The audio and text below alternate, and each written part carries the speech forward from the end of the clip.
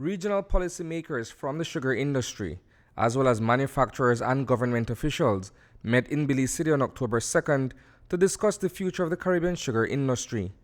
The meeting touched on matters relating to trade, production, and product development, including technical challenges in using CARICOM direct consumption sugars in the manufacturing process.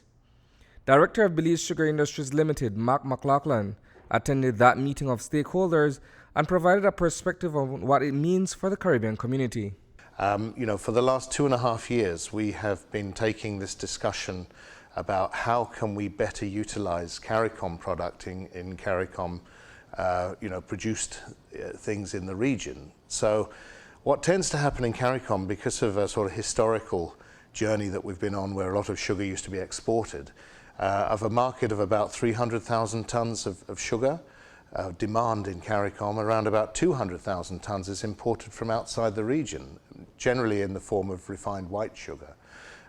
Even though producers still produce somewhere between 450 and 500,000 tons of sugar, it doesn't seem to make sense and it doesn't stack up, because why not use CARICOM sugar in CARICOM production? The Council on Trade and Economic Development, COTED, mandated that the meeting be held in which the findings of an independent study indicate that plantation white sugar can be and is being used across the industrial food and beverage sectors, regionally and internationally. We have had a number of COTED meetings on this issue in the last couple of years, and that we have followed a process, and the process was basically established to look at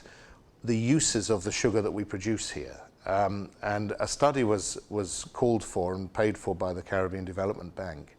to look at the substitutability of the mill white, plantation white sugar that we produce in the region and the refined white sugar that's being brought in from outside the region,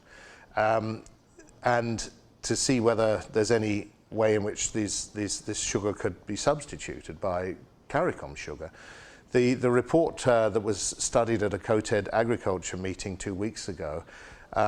came up with the analysis that mill white sugars and even direct consumption brown sugars are used extensively for all manufacturing around the world, and including here in Belize. The issue of common external tariffs is also central to the sugar market in the region, considering investments that have been made across the Caribbean. For sugar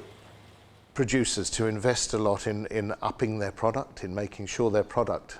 is the right product for industrial users of sugar, there needs to be some certainty on the common external tariff issue for that investment.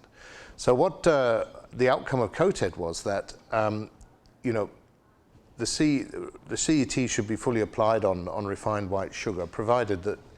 the regional producers of sugar can meet the quality and quantity demanded by industrial users. And that, in many senses, is a halfway house to where we need to get to in the future. It gives sugar producers an incentive to invest in the right kind of quality product, have the conversations with industrial users to